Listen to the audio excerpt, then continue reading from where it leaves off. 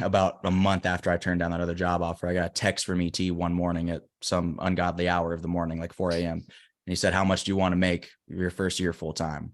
And about 2 months after that, I was on a private jet with him one-on-one after a gig. So if that's any indication to how quickly your life can change when you do start to break those limitations, let it be a testimony that I promise I'm not good enough to do that on my own. It's just that through the execution of a few very simple principles that we're probably going to talk about in a minute here, that's all that it is. If somebody like me who was shy, scared, afraid, unconfident, broken, if somebody like that can do it and pull it off, you probably starting from better than from where we started. So you can do it too.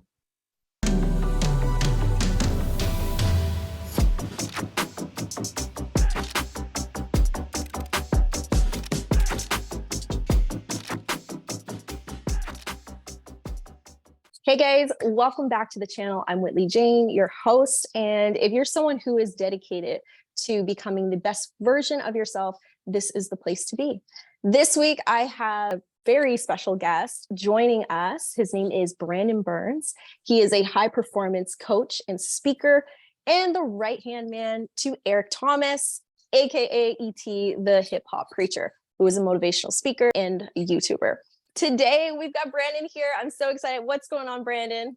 Hey, I'm in the right place. You said if you're dedicated to being the best you can be, then you're in the right place. So I'm glad to know I found my people. I'm so excited to have you join us this week, just because, from what I've gotten to know about you and learn about your story and what you do, your mission here in the world. I think it's really important to be able to share that with as many people with the work that you're doing. Today, I know you and we're going to dive into talking about limitations, what keeps people from actually stepping into that next level version, what keeps people from actually doing the thing that they know that they truly want to be doing, right? And really diving into that topic and giving some of those, giving people some takeaways that they can really take and utilize today in their journey. And I think, what better person to have this conversation with, given what you've been through, what you've overcome in your journey and the work you're doing. So again, thanks for being here, Brandon. I'm going to let you sort of kick things off in terms of just letting people have a little bit of a glimpse into who you are, your story, and what you're doing today. So I was born and raised in Huntsville, Alabama, a really small town in the South of the United States. Did not come from a lot. We always had food. We always had a roof over our head. But it wasn't an extravagant, upbringing by any stretch of the imagination. I remember we lived right near an airport, and the airliners would pass over our house pretty frequently. And for whatever reason, I loved airplanes as a kid, and I would run outside and I would grab my dad and we'd run out there and say, "Dad, look at the plane." And for the longest time, I thought that was the only way that I'd be able to see one of those, because I thought that's how rich people travel, and we don't get to do that stuff, So if that provides any context into, the upbringing, but it was a really, really good childhood. Parents loved me to death. And for whatever reason, this crazy child with way too much energy decided at the age of 10 years old that I wanted to do flips. And I never saw gymnastics on television. I never had a family member that did gymnastics, but for whatever reason, it was just placed on my spirit. Mom, Dad, I want to go do gymnastics. My parents were kind of like, "Where did this come from?" I said, "I don't know, but I want to try it." And that's the beauty of being a kid, right? You don't second guess things like that. So we ended up going to the gym, and coach, for whatever reason, thought I had a little bit of talent. And he said, "Okay, we got two options for you. We can do an acro class, which is just floor exercises, just tumbling, or we can do the full gymnastics class, which is all 6 events." And me at 10 years old and bold as all get out said, "Well, I want to do both." And my mom, knowing good and well that she couldn't afford both, said, "We'll figure it out," and allowed me to go into both of those classes. And that started a journey that has really lasted my entire life up to this point. I did the sport recreationally until 16 years old. Finally started competing at 16, did 2 years of level 10 gymnastics, which is the highest level before collegiate, and then walked on to the team at the University of Michigan. Got cut from the team 4 times in 5 years. So I'm incredibly qualified to talk about success, and learned a lot, learned a lot through that process. And then right after that was when I ended up getting an internship with Dr. Eric Thomas, becoming his first. It was admin work. It was an unpaid internship. And then thankfully it all worked out. He offered the full-time job that turned into becoming his booking agent. That turned into that day-to-day right-hand man type of role. And that's taken me all across the country, all across the world, speaking, coaching, and just pouring into developing people. So I hope I got that under 5 minutes. You nailed it. Like, that was so good. I was taking mental notes, but no, Brandon, your story is so incredible because, it just goes to show of what's possible, no matter where you come from, no matter what your circumstances are, what is possible when you allow yourself to really just push yourself into that full potential. And I have to ask, because I was incredibly inspired when you shared about how you actually got the internship with Eric Thomas. And I think it's a really great segue into us talking about limitations today. So would you mind sharing that, how you got in with Eric Thomas? Of course, of course. It all started from an Instagram ad, believe it or not. I was a struggling athlete, again, cut from the team 4 times in 5 years. I had wrist surgery right around this time. And so I pretty much knew that my career was over right after that surgery. I had what's called your TFCC in your wrist, and it did what's called an avulsion, meaning it didn't just tear the ligament, but it actually ripped off of the anchor point on the bone, and it took a chunk of the bone with it. And so it required the whole thing to get reconstructed. It was a nasty recovery process. And at that moment, I pretty much knew things were going to be over. At the same time in my life, as that injury occurred, my stepfather, who I refer to as my father because he was in the picture since day one, the day that I was born, but technically speaking is my stepdad. He was diagnosed with cancer for the second time right around that same timeline.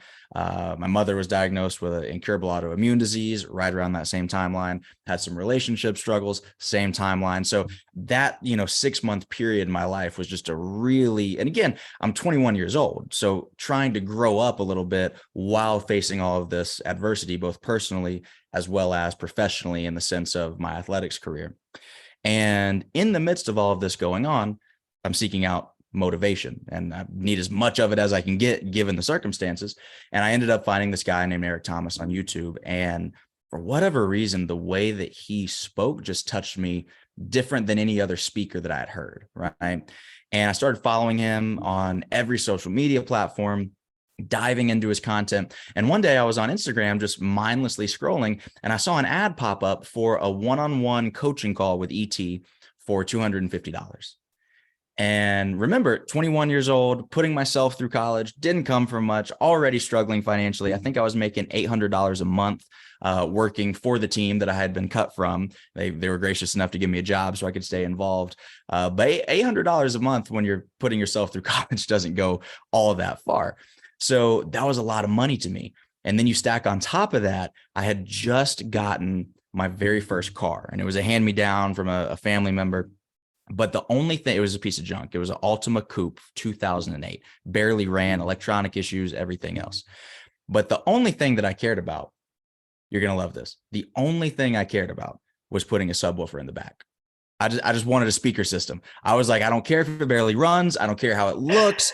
I just need the speakers you got to know that I'm pulling up, right? You got to be able to hear it a mile before I get there. That was what was important to me at that time of my life.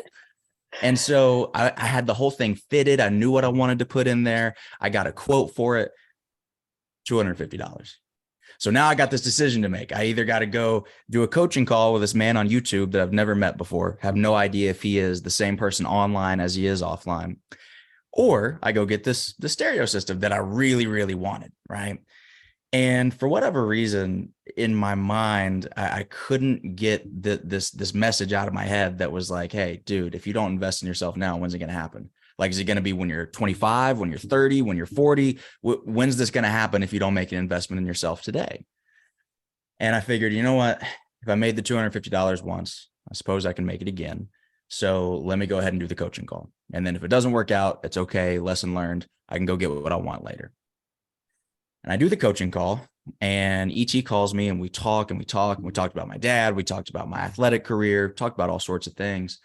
And at some point during the conversation, it came up that he lived in Lansing, Michigan, and I lived in Ann Arbor, Michigan. That's only about an hour and 15 minutes away. And I don't know what possessed him to say this, but he said, why don't you come meet me for lunch at 5 o'clock in the morning? Or I'm sorry, for breakfast at 5 o'clock in the morning this weekend. And I was like, you want me to come talk to you?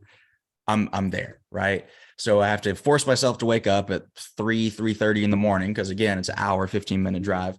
I'd never gotten up at 3 o'clock in the morning on purpose in my life. Made it happen, went out there, had the conversation with him, and that just sparked something. That one conversation was so impactful that I knew I had to stay in proximity of that energy, of that information. I didn't know exactly what it was at that point, but I knew that the closer I could get to it, the better I had a feeling, the better my life would become. And so from that point forward, I started volunteering at all the events. Everything that I could volunteer for, I did. If it was within 250 miles of Ann Arbor, I would drive out there and do whatever I could for free just to add value. And eventually, in the process of doing that, E mentioned to me that he had a free event at Michigan State University in Lansing every Monday night. And he said that it was open to the public. So for about 2 years, every single Monday looked like this.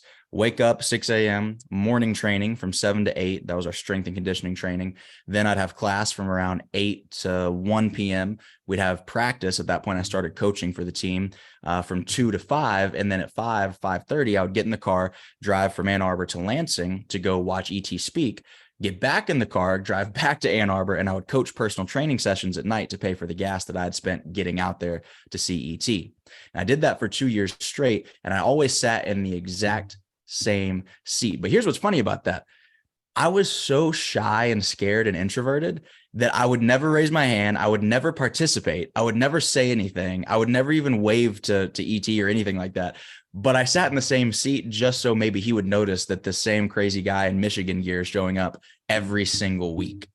And I guess it paid off, because fast forward those 2 years, and I had realized, you look up one day and time flies when you're having fun. I'm about to graduate in 3 or 4 months. So this was March of 2020. And I knew I was going to graduate. I knew I had a potential job offer on the table to go coach gymnastics, but I also felt like there was something a little bit bigger that I was supposed to be doing. And so I said, well, why don't I shoot my shot with ET? I really like the way that he does things. He's coaching people. He's developing people. I always knew I had a passion for coaching, for helping other people reach their potential. And I said, well, why don't I put something together and see if I can just shoot my shot? And I ended up putting together this notebook of 60 pages worth of writing samples, because back then I was so shy and scared, I couldn't really articulate myself verbally. But what I could do is write. And so all these topics that I speak on now, I just had these written essays almost on, here's what I think about work ethic. Here's what I think about persistence. Here's what I think about all these motivational topics. I had 60 pages of that. I had my DISC assessment because I knew that he was into those things. I had a cover letter, resume, all sorts of things like that. And I put them in this folder. I'm sitting there at the Success Series that night. That's the name of the event. And ET starts to go towards the back door of the venue. It's a lecture hall, probably 200 or 300 people can fit in there, and it's always packed every Monday. And he starts to inch towards the back, and I was like, this doesn't seem like your normal routine. And he starts to wrap up the presentation, and he says, I keep hearing about this coronavirus thing, and I'm not going to be able to stick around and shake hands and take pictures today like I normally do. My wife has MS. I can't risk it. I'll be back next week. Don't worry. That was the last in-person event he did for 2 years straight. The week after that, the entire world shut down from COVID. We didn't know it at the time, but we were right just a few days before the entire world changed forever.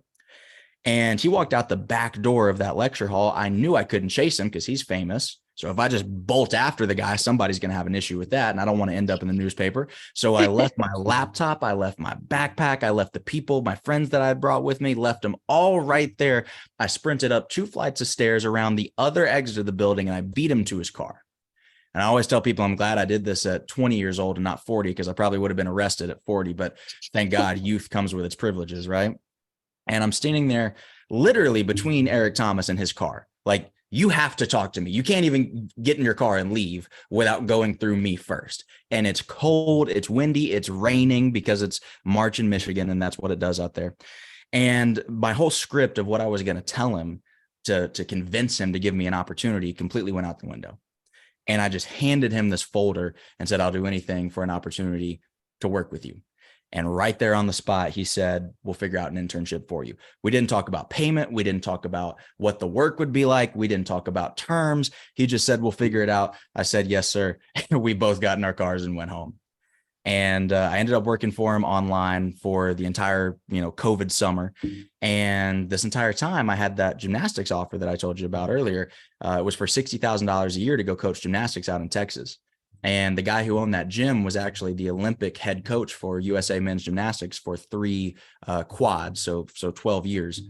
And it was a great path. That money was more than my parents had ever made combined. The opportunity to be on the track and the path to be the next USA gymnastics elite coach was very enticing to me. But I ended up turning it down just to finish the unpaid internship with no guarantee of anything coming after that. And thankfully, about a month after I turned down that other job offer, I got a text from ET one morning at some ungodly hour of the morning, like 4 a.m. And he said, how much do you want to make your first year full time? And about 2 months after that, I was on a private jet with him one-on-one after a gig. So if that's any indication to how quickly your life can change when you do start to break those limitations, let it be a testimony that I promise I'm not good enough to do that on my own. It's just that through the execution of a few very simple principles that we're probably going to talk about in a minute here, that's all that it is. If somebody like me who was shy, scared, afraid, unconfident, broken, if somebody like that can do it and pull it off, you probably starting from better than from where we started. So you can do it too.